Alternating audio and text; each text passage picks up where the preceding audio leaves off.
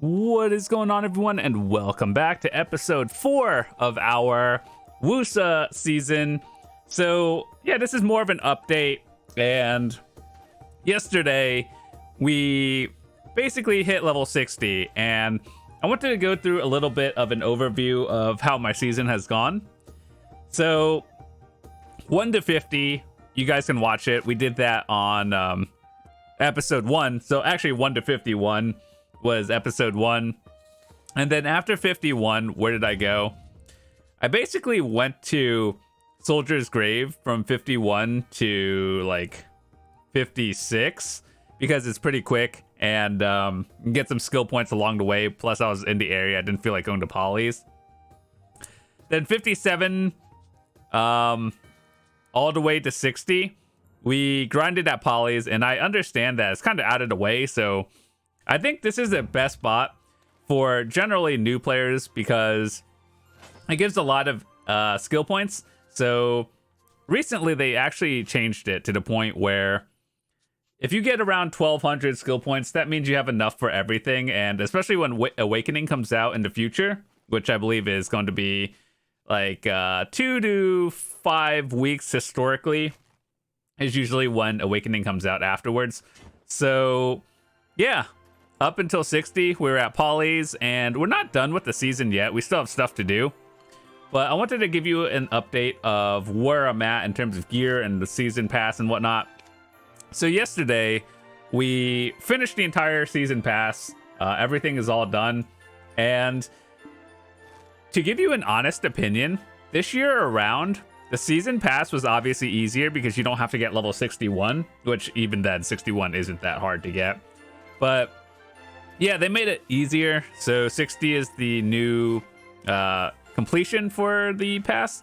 However, I do believe the rewards are kind of worse, and I'm still debating whether I even want to buy the season pass or the Black Spirit pass this time around. I do believe it's worth it because the outfit box alone is like what, almost $30, and 2 maids is like another 20. A permanent whistle is, I think, like 15 or something. So overall, from those items alone, it makes the battle pass worth it. But like everything else is just kind of irrelevant. You don't actually need half of this stuff. And so I completed the season pass. I haven't bought the battle spirit one, but here's where the progress we made. So basically all of our armors are pen, even our awakening that doesn't even exist yet. So yeah, in terms of armors and weapons, that's done. We used the free thing that you get from the guaranteed from the season pass. You get it from Tet to Pen, basically 100%. And then we used our weapon one on the main hand because we were playing that one. But from 59, you get a Pen Tuvala ring, and 60, you get an earring. So basically, without being on the season server at all, this is all just from like questing and rewards and stuff. This is what I did. So all the weapons and armors are done. The only thing that's left to get is jewelry, and even then it's only like 3 more pieces. So we're not done with the season, but we're kind of done, if that makes sense. Like, we're still gonna go get 61, but our skill points are basically done because Polly's is really, really good for skill points. So if you just want to max it out, like 1200, I believe, is what you need. That's the place to go. And then once Awakening comes out, we're definitely going to be playing more. So don't think this is like the end of the series at all. We'll probably have a few more. And then once this comes out, we'll get to play with more goodies. And yeah. So what are my add-ons? What did I use at 60? I chose this personally. Do I think these are like optimal or efficient? I have no idea. I just chose things that I thought would be good. And the way I go about choosing add-ons when I don't really know how to play the class as well is I choose the abilities that I use most frequently. And so generally for all classes, attack cast speed is always good. Crit rate, always good. Accuracy is more of a little PvP thing, but I mean, for PvE, it's not bad. Debuffing enemies is pretty good. More crit damage, movement speed, attack and cast is always good. So, do I think these are efficient? No, but they do the job, and I think that's fine for me. So, yeah, overall, right now, I think Woosa is pretty fun, and I think that I will all enjoy it when Awakening comes out more.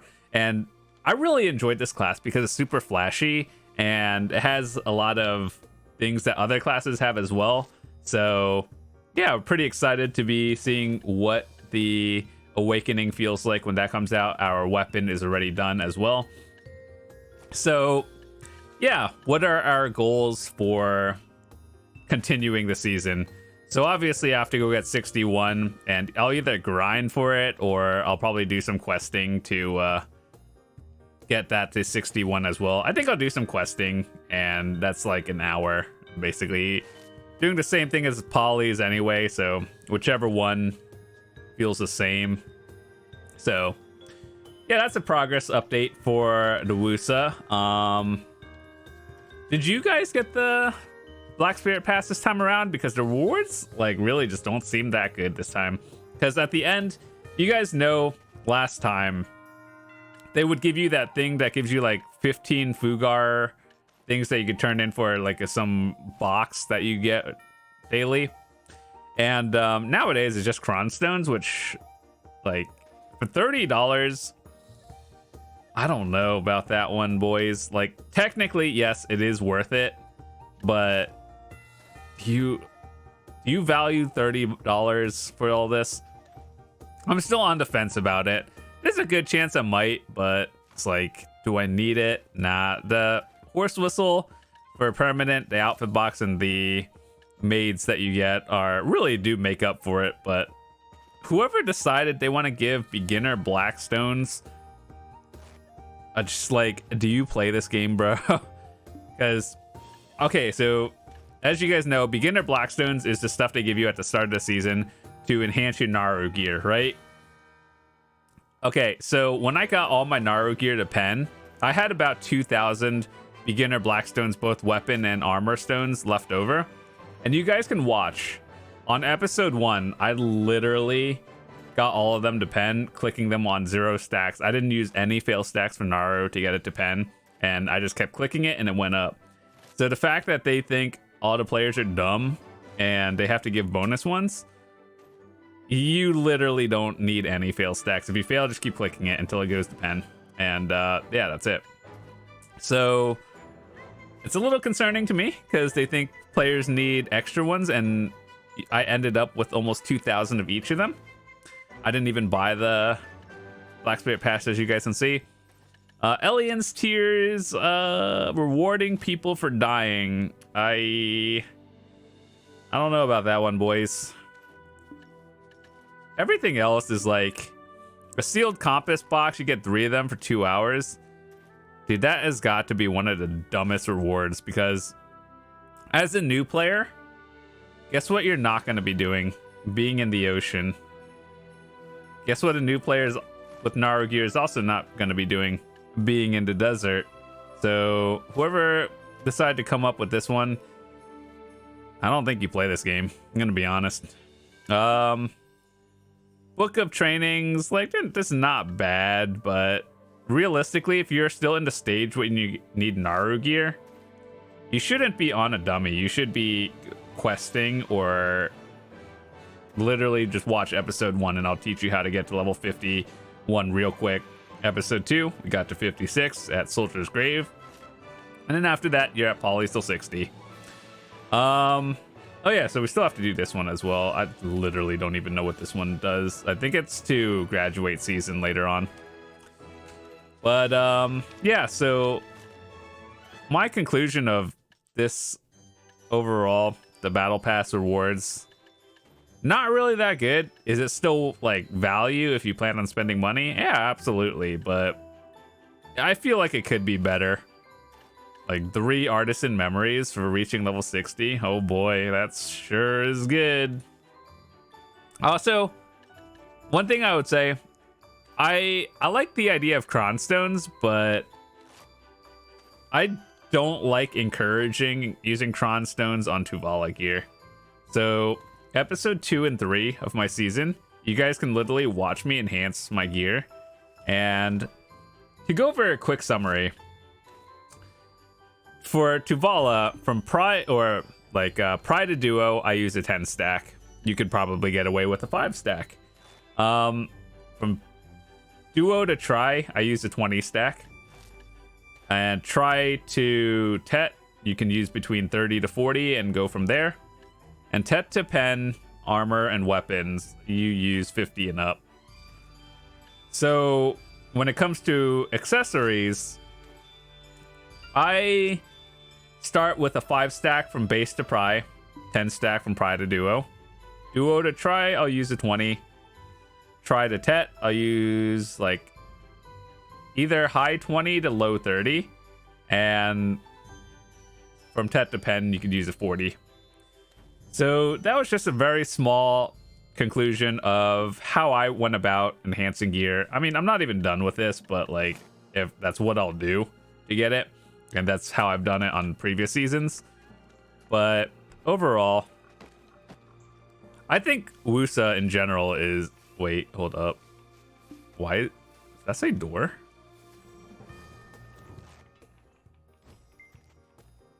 But yeah, overall, I really had fun with this season this time around. Woosa is like a really fun class to play. Karma maxed out. Class is very flashy. Looks good. Talk to Fugar. Make sure to get all these things done. And if you need it, cool. But yeah, for the most part, in terms of gear, we still have a few more pieces. But we'll see what happens. I think once I graduate from this anyway, I'll probably either tag or put some other gear on, so it doesn't actually matter. But I'm still trying to figure out what this actually is. The Marnie's Pocket Watch. Seasoned characters cannot equip the Pocket Watch. Well, guess what we're doing? We're playing a seasoned character. So you reform with the inverted heart of Garmoth or Karanda's heart. Is it like, what's the point of that? I don't understand. Here, you know what? Actually, let's test this for science. As you guys know, at least on NA, Garmoth hearts are like dumb difficult to get. There's so many orders and maybe like 1 cell a day, because Garmoth only spawns like what, 3 times a week, and only like 1 person gets it or sells it. So you know what I would do if I was Pearl Abyss right now, and I'm just like, okay, so we have a problem. Everyone wants a Garmoth's heart. Everyone's getting to that point where they need it.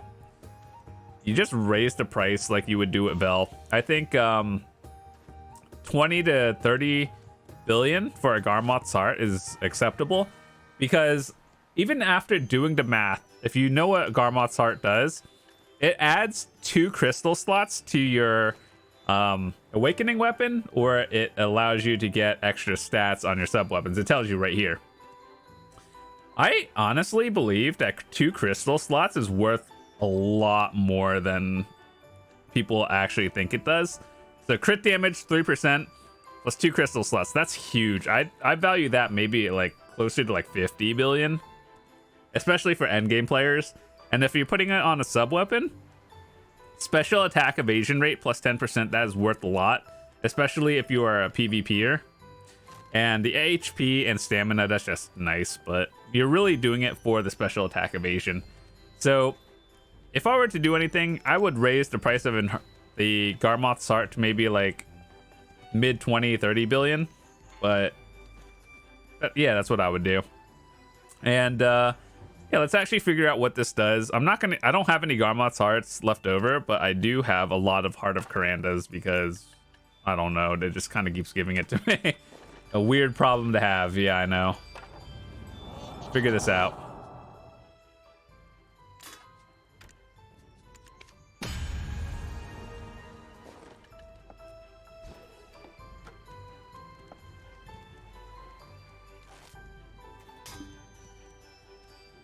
What the heck? Okay, so let me figure this out.